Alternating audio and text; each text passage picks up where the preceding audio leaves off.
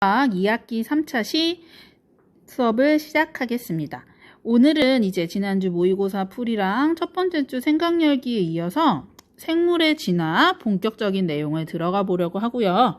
교과서 216쪽부터 220쪽까지 좀 쭉쭉 나가보도록 하겠습니다.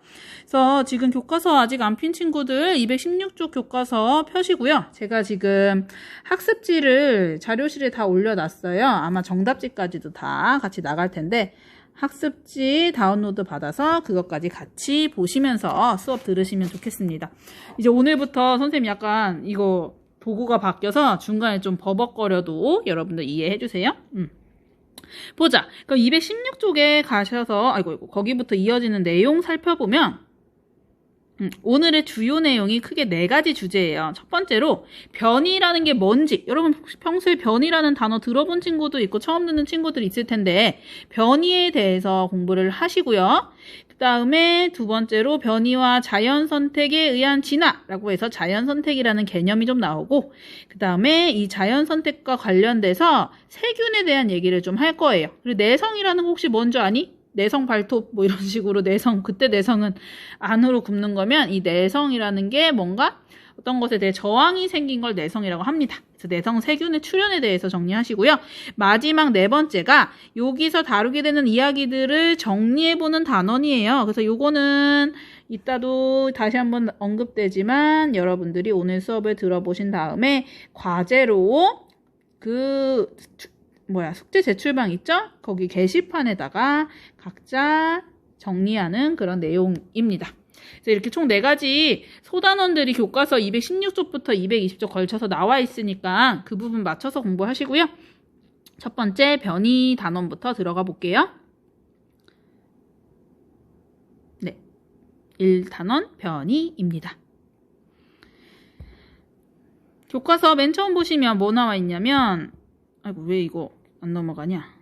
네. 핵심 개념이 나와 있어요. 그래서 오늘의 핵심 개념, 진화, 변이, 그리고 자연선택, 내성세균의 출현까지 있고요. 학습 목표는 생물의 진화라는 게 뭔지, 진화를 할 수 있는 거, 진화를 설명할 수 있는 것과, 진화를 설명하는 것과, 왜 이것도 갑자기 안 써지고 난리냐? 보자. 잠깐만요.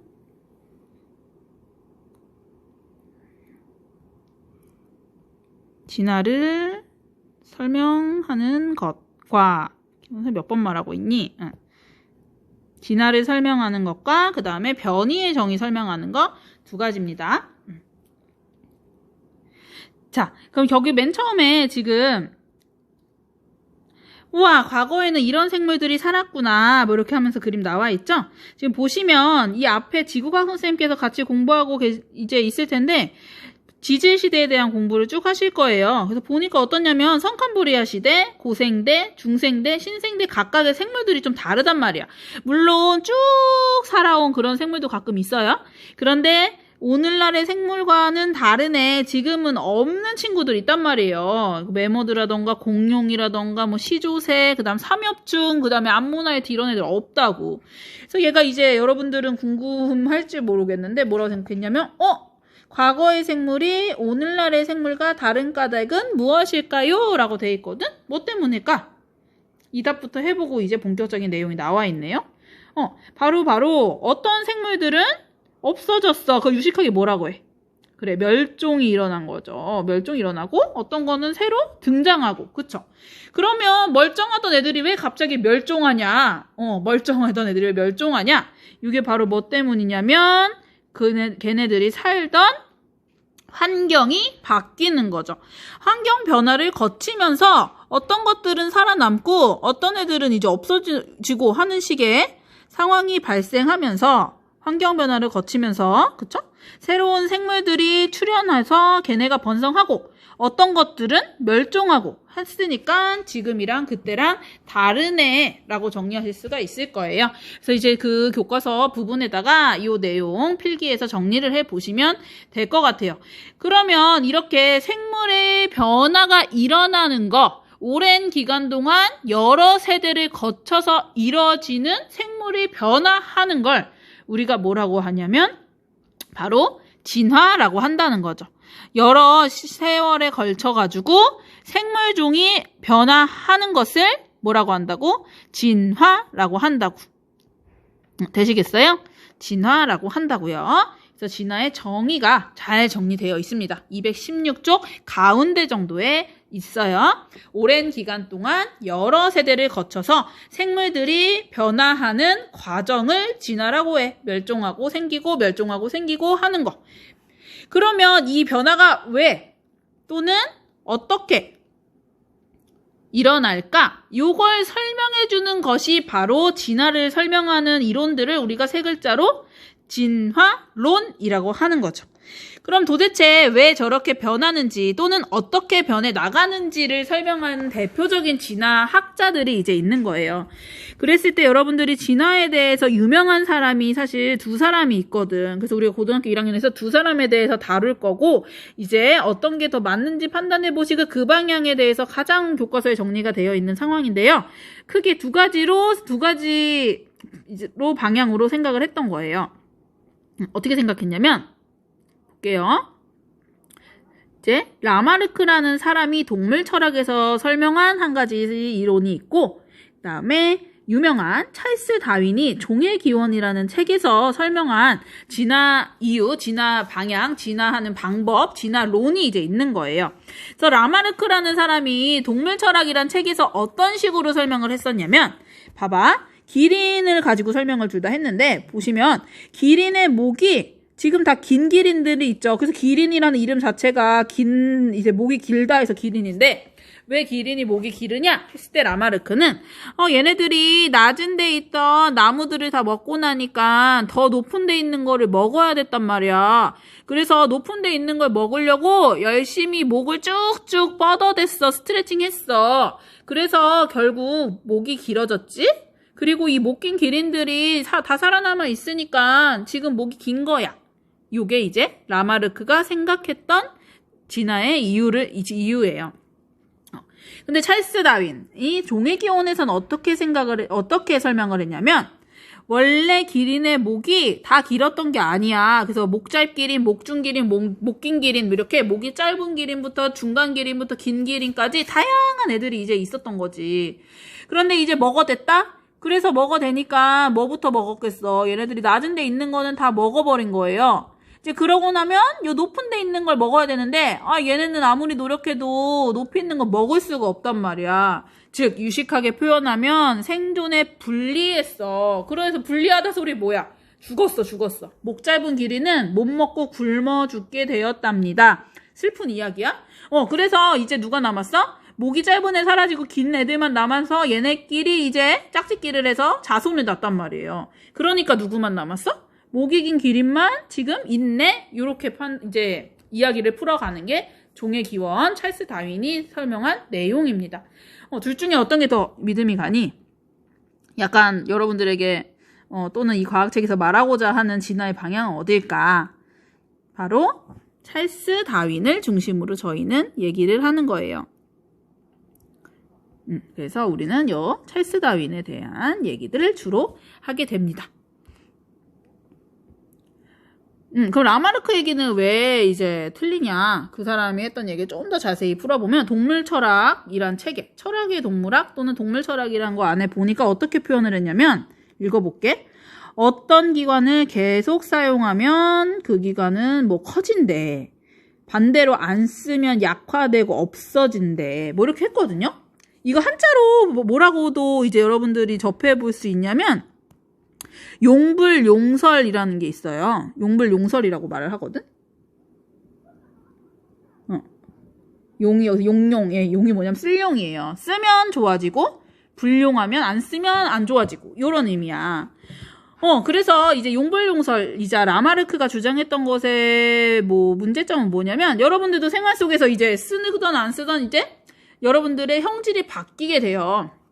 나의 특성이라는 게 바뀔 수가 있는데 이렇게 내가 태어난 이후에 얻어낸 특성을 우리가 유식하게 획득 형질이라고 합니다.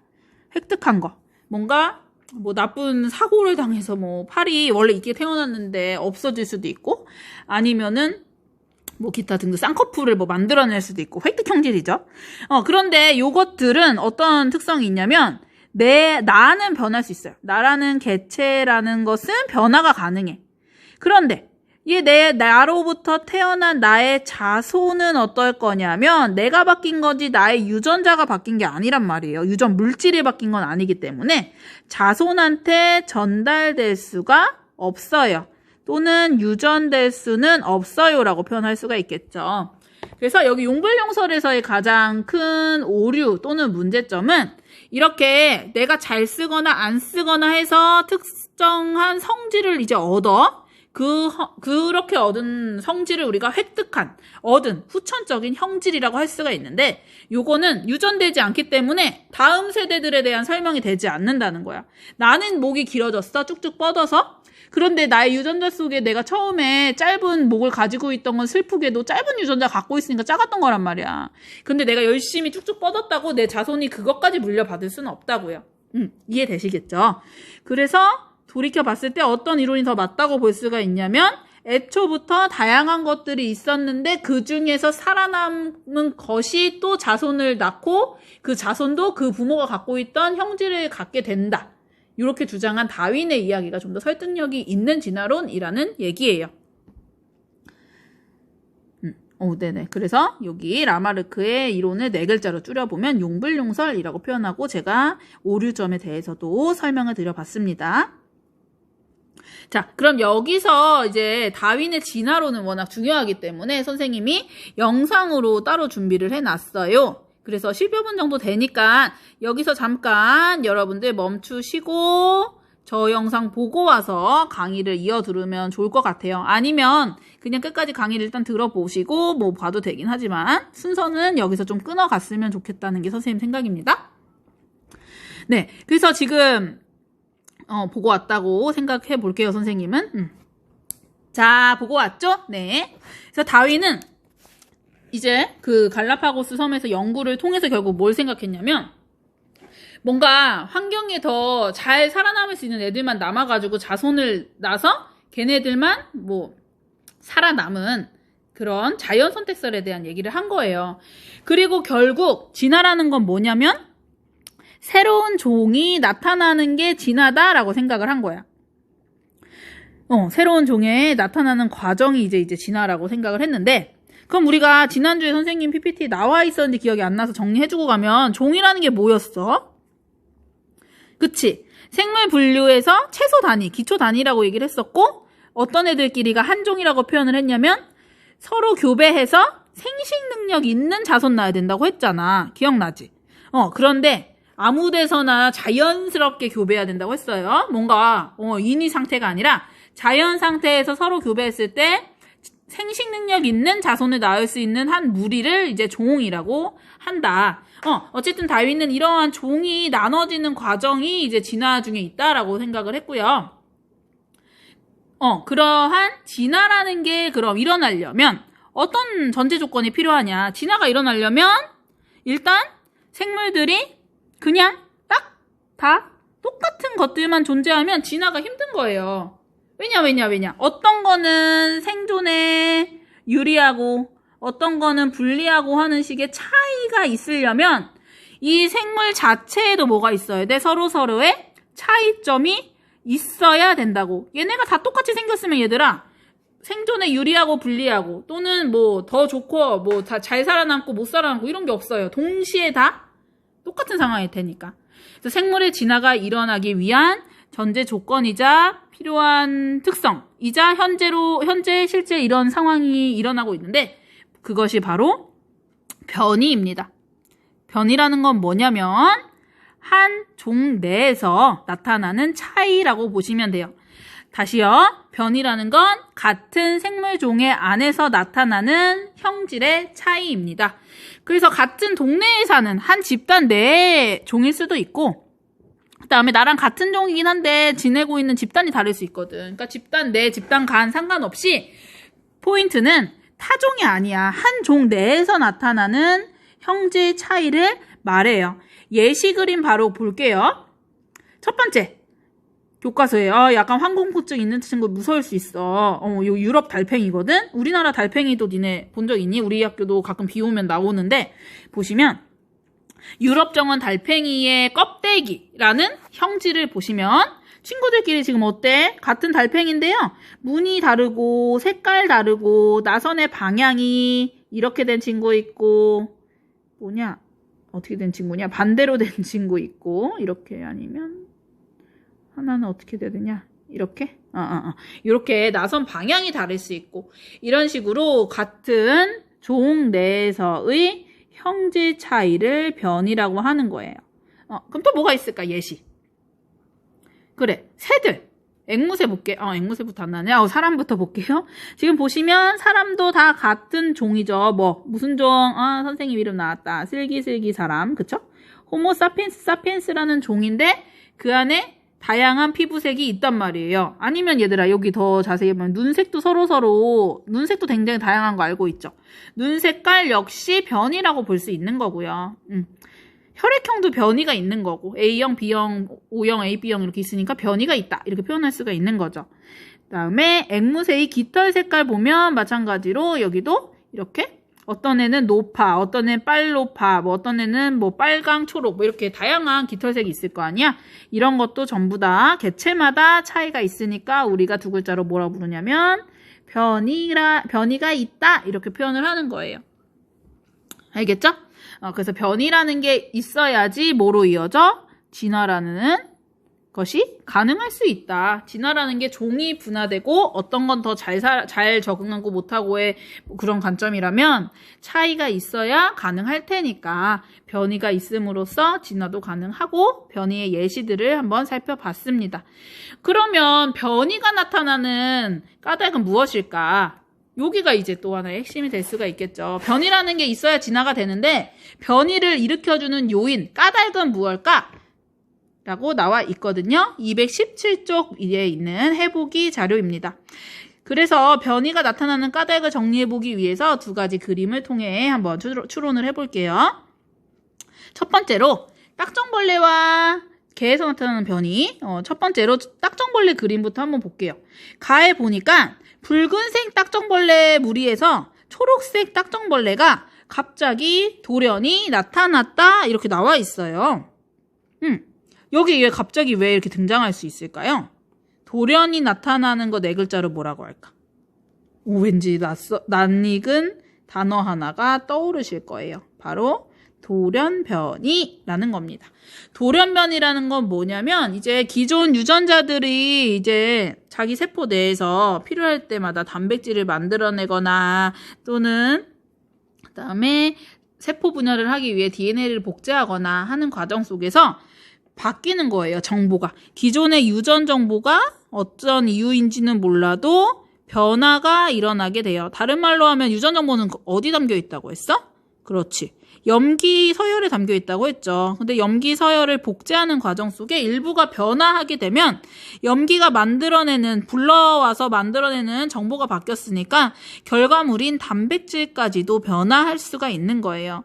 그래서 원래 같으면은 붉은색 색소를 만들어내서 붉은색 딱정벌레가 생겨야 되는데 어떤 유전자 변형으로 인해서 돌연 변이로 인해서 초록색 유전자로 바뀌었으니까 색소도 뭘 만들어? 초록색 색소를 만들어낸 거죠. 그래서 갑자기 또 초록색 딱정벌레가 생겼는데 얘는 나중에 초록색 딱정벌레라는 애가 또 있어서 걔랑 만약에 교배를 하면 어떤 자손이 태어날 거냐면 초록색 딱정벌레들이 계속 태어날 수가 있게 된 거예요.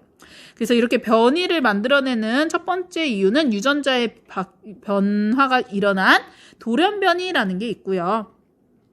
두 번째, 이제 돌연변이 말고 이건 어떤 느낌이냐면 두 번째 건 흰 강아지랑 검은 털 강아지랑 교배를 했더니 얼룩 태어났단 말이야. 얼룩 강아지가 태어났다. 봐요? 흰색도 검은색 해서 변이가 두 종류였는데 얼룩이라는 세 번째 변이까지 이제 생긴 거죠. 그러면 이거 왜 그랬냐? 이건 왜 그랬을까요? 바로 엄마가 흰 강아지님이 갖고 있던 염색체랑 이제 검은 강아지가 갖고 있던 염색체를 합쳐서 다음 자손이 태어나는데 이때 어머니가 준 유전자랑 아버지가 준 유전자가 만났을 때 발현되는 결과가 그전과 다를 수가 있어요. 물론 어떤 경우도 있냐면 얘들아, 변이가 증가하지 않는 경우도 있어요. 중학교 때 완두에 대해서 들어봤을 텐데 거기 꽃이 보라색이랑 흰색 꽃이 있거든요. 그랬을 때 어떻게 되냐면 얘네들은 보라색 또는 흰색만 태어나요. 그럼 요건 변이가 증가해요, 안 해요? 안 해요. 왜냐면 보라흰인데 또 보라흰만 태어나니까. 요거랑 약간 다르게 얘는 더 변이가 늘지 않지만 이렇게 중간 수준의 결과가 나오는 경우 변이가 늘어나게 됩니다. 우리가 그래서 요건 사실 중간 유전이라고도 이제 부르는데, 이렇게 중간 유전이 나타날 수 있는 건 뭐냐면 부모의 갖고 있던 염색체 중에서 하나씩 물려받았을 때의 새로운 조합이 이뤄지면서 가능하거든요. 그래서 이걸 요식하게 뭐라고 하냐면 상동 염색체 조합에 따라서 변화할 수 있다라고 표현을 해요. 자, 그럼 교과서의 아름다운 정리를 한번 보도록 하겠습니다. 정리 여러분도 해보세요.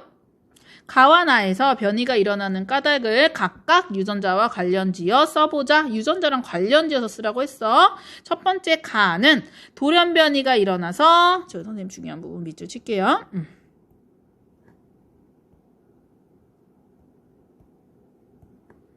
네, 돌연 변이가 일어나 새로운 유전자가 나타난 거. 그쵸? 그 다음에 두 번째 거는 새로운 조합인데요. 그 부모님들이 갖고 있는 한 쌍의 염색체를 상동 염색체라고 하죠.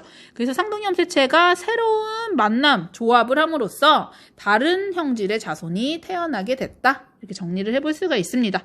그러면 여기 두 번째 문제는 가랑 관련이 있는데요. 이렇게 가를 통해서 일어난 새로운 변이도 다음 세대로 전달될까요? 물어봤거든? 얘가 초록색 딱정벌레가 어디 가서 초록 페인트가 묻은 거면 그거 자손한테 갈까 안 갈까? 안 가겠죠. 나만 박박 씻으면 없어질 거 아니야. 근데 얘 같은 경우에는 내 유전자가 바뀌어서 초록색 색소를 만들어서 초록색 딱정벌레야.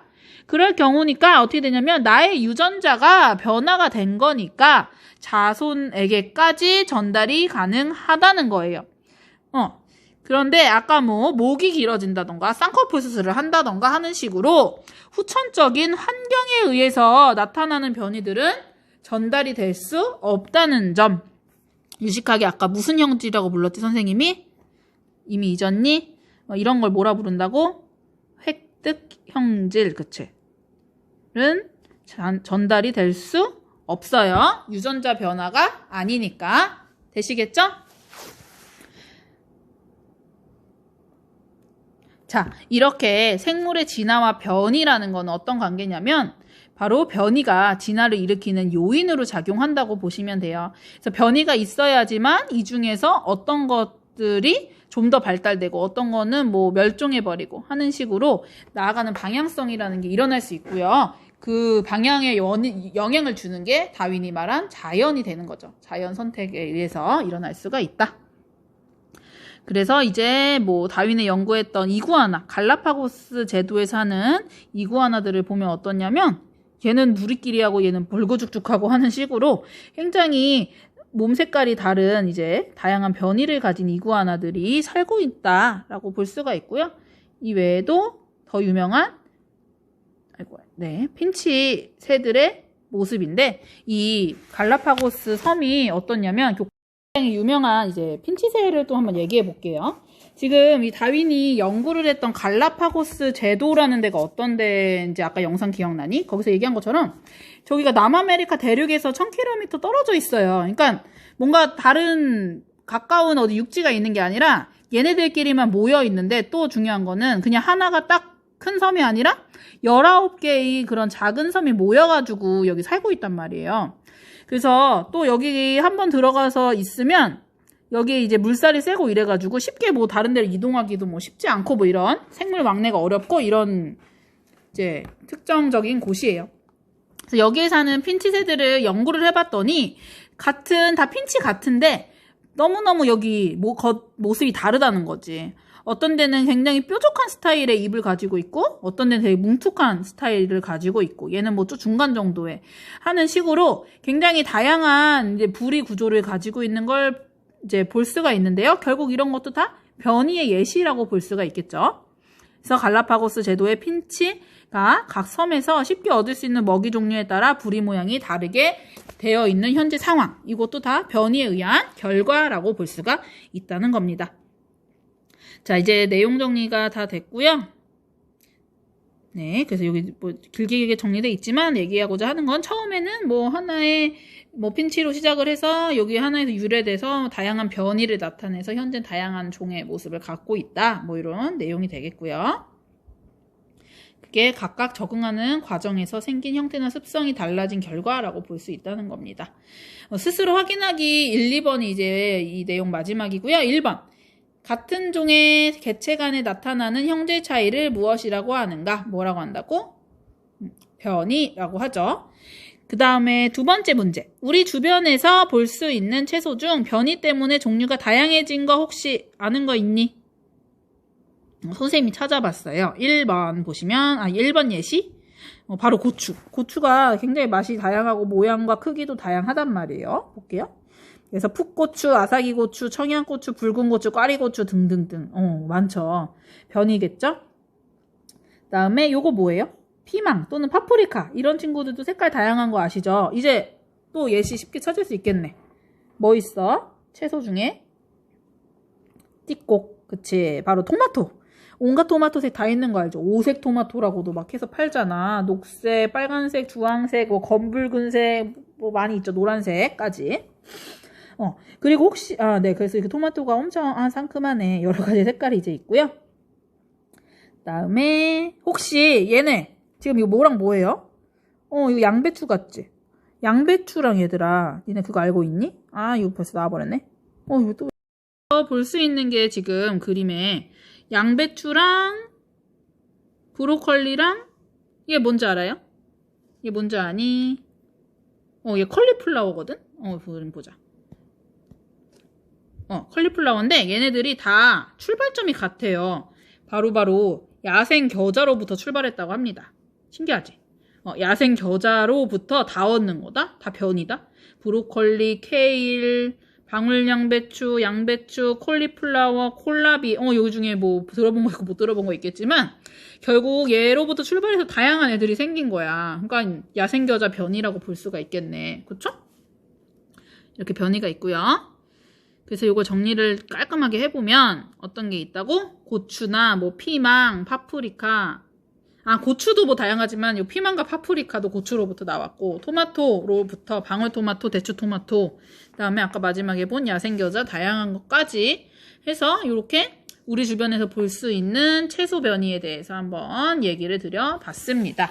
그래서 217쪽까지 이렇게 내용이 나와 있고요. 218쪽, 219쪽까지 이제 이어지는 게 다윈에 대한 건 조금 더 자세히 정리를 하고 있어요. 그래서 변이와 자연 선택에 의한 진화 이어서 가도록 하겠습니다. 네, 여기에서 가장 중요한 핵심 개념은 자연 선택이라는 게 어떤 의미인지에 대해서 여러분들이 아시면 될 것 같아요. 네, 좀 전에 선생님이랑 공부한 비읍, 이응 뭐라고요? 그치, 변이였어요. 그래서 변이는 뭐냐면 같은 종내에서 나타나는 차이. 뭔 차이? 그렇지, 형질 차이. 그쵸? 그리고 얘를 일으키는 이유 두 가지가 뭐였어요? 기억나? 돌, 연, 변, 이. 그렇지. 그 다음에 뭐? 엄마 아빠 염색체들이 헤어져서, 그렇지? 상, 동, 염, 색, 체, 조합. 그쵸? 기억나? 벌써 잊으면 안 돼. 방금 했잖아. 방금 5분 전에. 그래서 이렇게 변이를 일으키는 요인이고요. 여기서 돌연변이가 사실 또 여러분들이 너무 궁금해서 자기가 찾아보면 다양한 돌연변이가 나오게 되거든. 근데 우리가 앞에서 말한 변이를 일으키는 돌연변이는 특정하게도 더 특별하게 어떤 돌연변이 보통 의미하는 거냐면 유전자 수준의 돌연변이를 이야기하는 거예요. 그래서 뭐 방사선 같은 또는 약품 같은 거에 의해서 DNA가 변화하는 거. 근데 그냥 갑자기 변하는 게 아니라 얘네를 뭐 하는 과정에서 변하는 거냐면 복제하던 중에 이제 염기라는 게 바뀌는 거예요. 우리 염기 서열이 유전자라고 했잖아. 그 염기에 서열이 바뀌어버리니까 이 유전자가 만들어지는 결과물인 단백질이 바뀐다는 거죠. 그래서 유전자가 바뀌니까 얘가 가져다주는 아미노산이 달라지고 그 결과 단백질까지 변하는 그런 유전자 돌연변이 수준에 대해서 우리 그 딱정벌레에 대한 내용은 이해를 하시면 될 것 같아요. 네, 그러면 이제 다윈의 항해 영상도 봤겠지만 자연 선택이라는 게 뭐냐? 그런 얘기인데 바로 뭐냐면 자연이 고른다는 거예요. 누가 살아남고 누구는 살아남지 못할지, 누구는 계속 여기서 번성을 하고 누구는 멸종할지, 그걸 골라내는 것이 바로 자연이다. 우리가 뭐 강해 보이고 좋아 보이고 이게 아니라 자연이라는 것이 고른다. 자연 환경에 가장 잘 적응하는 것이 선택된다는 의미가 된다는 거고요. 네. 그래서 이 자연 선택 과정을 정리를 해보자면 총 5단계인데요. 첫 번째 과정이 바로 과잉 생산이에요. 일단 다양한 자손들이 태어나기 위해서 많이 낳는 거죠. 세상에 많은 이제 종들의 새끼들, 자손들이 많이 태어나면 그 안에서 뭐가 있어? 변이라는 게 나타난다는 거예요. 그래서 이런 애 있고 저런 애 있고 하는 식으로 다양한 변이가 생기면 걔네들끼리 이제 한계가 있는 거죠. 자연이라는 게 무한정 우리 다 품어주면 얘들아 그냥 다양한 친구들 그냥 살면 돼요. 그런데 많은 숫자가 생기다 보면 먹이나 그 다음에 공간이나 아니면 배우자를 두고 그쵸? 자손을 낳아야지만 우리가 안 망하는 거니까 먹이, 공간, 배우자 같은 우리가 보통 이제 이걸 환경이라고 하는데 요 내에서 생존 경쟁을 하게 되는 거죠. 먹이를 잘 구하는 애, 먹이를 잘 먹은 애가 뭐 살아남고 하는 식으로 생존 경쟁을 해서 이 경쟁 끝에서 적합한 놈만 살아남는다. 네 글자. 적자, 생, 존이 가능한 거죠. 그래서 이 살아남은 애만 뭘 해? 그 다음 자손을 계속 낳음으로써 번성해서 이게 하나의 종으로 고착화된다. 요게 자연선택 과정입니다. 과정 되시겠어요? 요걸 이제 핀치에다가 한번 대입을 해보죠.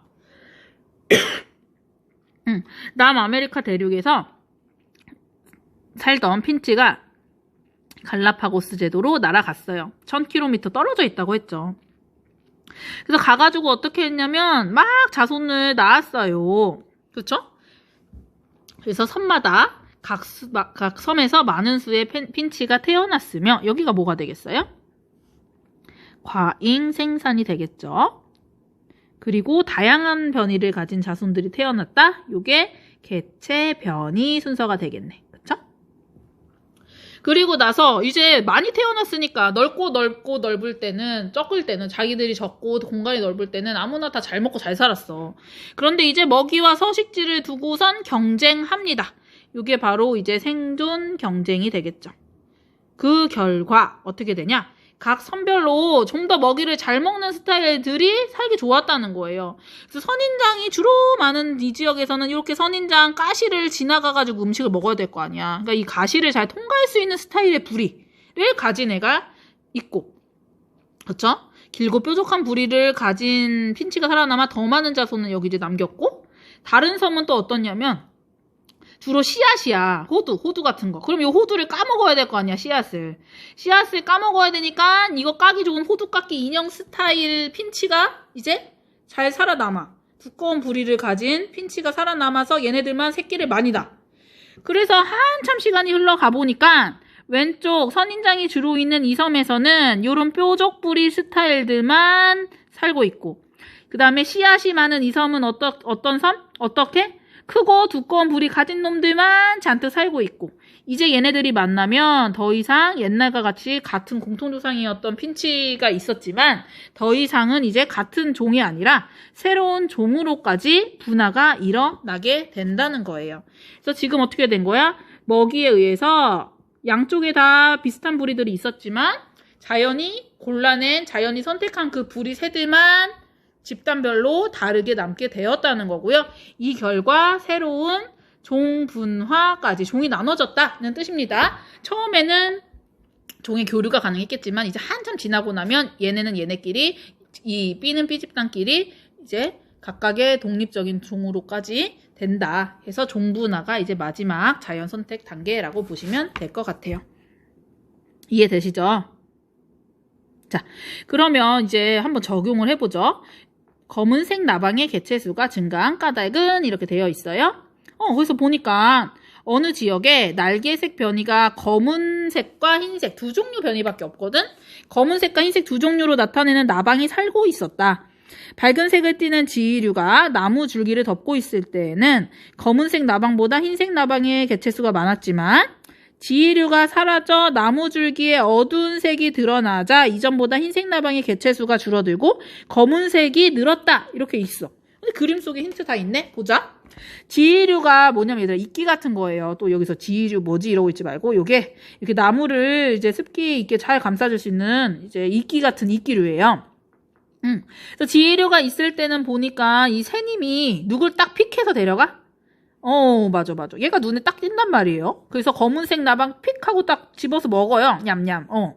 그런데 환경 오염으로 지이류가 사라졌을 땐 어떻냐면 여기 나무색이 이제 드러났단 말이야. 그럼 누가 더 딱 한눈에 딱 튀면서 얘를 딱 잡아먹어.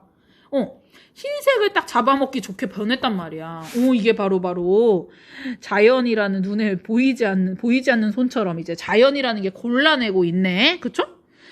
정리해보자. 검은색 나방의 개체수가 증가한 까닭을 변이와 자연 선택을 넣어서 설명해보자. 이렇게 되어 있거든?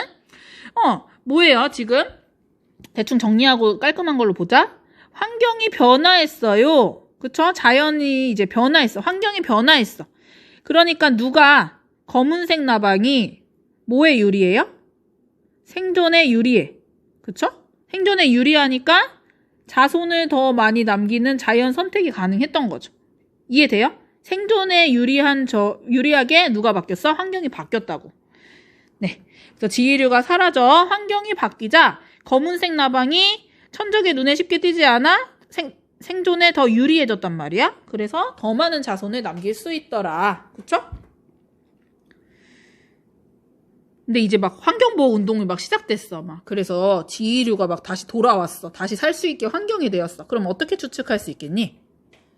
요 정도 예상할 수 있겠죠? 지이류가 또 증가했어? 그러면 환경 변화네? 그럼 누가 이번에 환경에 유리해져? 생존에. 그렇지. 흰나방이 생존에 다시 유리해져. 그럼 얘네 개체수 어떻게 되겠어? 증가하겠죠. 날개색. 그쵸? 반대로 검은색 나방은 반대로 그렇게 치면 생존에 불리해졌겠네? 그러면 검은색 나방 개체수가 어떻게 돼? 감소하겠지. 되시죠? 다시 흰색이 증가하고 검은색은 감소할 것이다. 아주 간단히 정리가 되실 거라고 생각이 듭니다. 이렇게 얘네들이 생물 종래에서 변이라는 걸 있어가지고 생존에 유리하고 불리하고를 통해서 진화가 일어나는데 이렇게 진화 요인으로서 자연 선택이 된다는 점은 바로 환경이 영향을 준다라고 보시면 돼요. 그래서 여기가 이제 환경에 대한 예시고요. 이런 식으로 환경에 적응해서 살아남은 대표 적응된 생물들의 겉모습들 좀 소개를 해드리면 교과서에 나와 있는 것처럼 낙타라든지 그다음에 펭귄같이 이렇게 극심한 환경일수록 티가 잘 나잖아요, 얘들아. 사막에서 사는 이 친구들 물 안 마시고 30일 살 수 있어야 돼. 못 사는 친구들은 다 멸종해 나갔다고요. 그 다음에 남극에 사는 펭귄도 더럽게 춥지만 잘 살아남아. 그 이유는 두꺼운 지방층 갖고 있어가지고 견뎌내는 거죠. 우리 같으면 못 살아도. 그래서 이렇게 진화에 영향을 주는 자연 선택 같은 게 바로 환경에 의해서 주로 또 나타나고, 이렇게 자연 선택에 영향을 주는, 진화에 영향을 주는 또 하나의 예를 들자면 바로 다른 생물과의 상호작용도 영향 준다 볼 수 있어요. 대표적인 게 바로 포식자, 피식자들이 얘네들이 주변에 어떻게 있느냐. 요거 역시 영향을 줍니다. 얘네한테 주변 환경이라고 볼 수 있겠죠. 생물 개체 자체에게는. 그래서 생물 간의 상호작용이 두 번째 진화 요인이라고 보시면 되고, 그래서 어떻냐면 얼룩말과 같이 이제 초식동물 등은 오랫동안 잘 달릴 수 있어야 돼. 뭔가 체력 몰빵 쓰고 못 쓰는 애들은 좀 달리다가 이제 잡아 먹혀버릴 거 아니야. 그러니까 지구력 강한 얼룩말들만 살아남겠죠, 초원에서. 그 다음에 반대로 얘네들은 단기간에 사냥을 끝내버려야 되니까 치타 같은 경우는 단거리를 잘 달릴 수 있는 스타일로 이제 적응했을 거고요. 그래서 이렇게 앞에 나왔던 환경도 환경이고, 이렇게 생물 간의 상호작용, 대표적인 게 포식, 피식 관계가 진화에 영향을 줄 수 있다라고 볼 수가 있어요. 이렇게 얘네들이 포식피식 관계가 어떻냐도 영향을 준다고. 지금 선생님 처음 이걸로 패드로 녹화하는데 자꾸 멈춰가지고 왜 멈추는지 모르겠는데 선생님 왜 이렇게 기계치냐? 아무튼 그러해요. 여기 219쪽까지 일단 정리해 놓는 걸로 할게요. 그래서 이렇게 내용 정리가 되고요. 진화의 원리가 이렇게 변이와 자연 선택에 의해 이루어졌다. 다시 한번 보여줄게요. 변이와 자연 선택에 의해 환경에 적응하면서 이루어졌네. 이런 내용이 나와 있습니다. 오랜 시간 동안 변이와 자연 선택 일어나고 적응, 진화 이렇게 해왔다. 이런 얘기고요. 스스로 확인하기 보시면 자연 상태에서 살아남기에 적합한 형질을 가진 개체가 선택되어 더 많은 자손을 남기는 과정을 설명하는 원리. 다윈의 자연 선택. 그쵸? 자, 그러면 우리 두 번째, 천적의 눈을 피하기 위해 적응한 사례 예시 한번 찾아보세요. 이런 문제 있는데요. 떠오르시는 거 있어요? 먼저 보자. 이거 뭐예요? 혹시 알아요? 이거 벌레. 나뭇잎 벌레예요. 이게 바로 여기 얘네들이 이렇게 생긴 애들이 나뭇잎이랑 똑 닮았어. 나뭇잎 다가갔다가 만날까봐 무서워. 아무튼 나뭇잎 벌레라든지 또 뭐가 있을까? 주변 환경에 따라 색 바꾸는 애 알아요? 걔도 있고, 그건 뒤에 있구나. 이건 뭐예요? 흰 눈에서 사는 애라서 더 이렇게 하얘요. 완전 새하얘니까 눈에 잘 안 띄겠죠. 그래서 북극 토끼라든가, 그다음에 카멜레온. 선생님 말하려고 했던 거. 이렇게 주변 색에 맞춰서 변신하는 카멜레온. 이런 생물들이 대표적인 예시라고 볼 수가 있겠습니다. 잎사귀벌레라든가 북극토끼 같은 거 한번 정리해 두시면 될 것 같아요.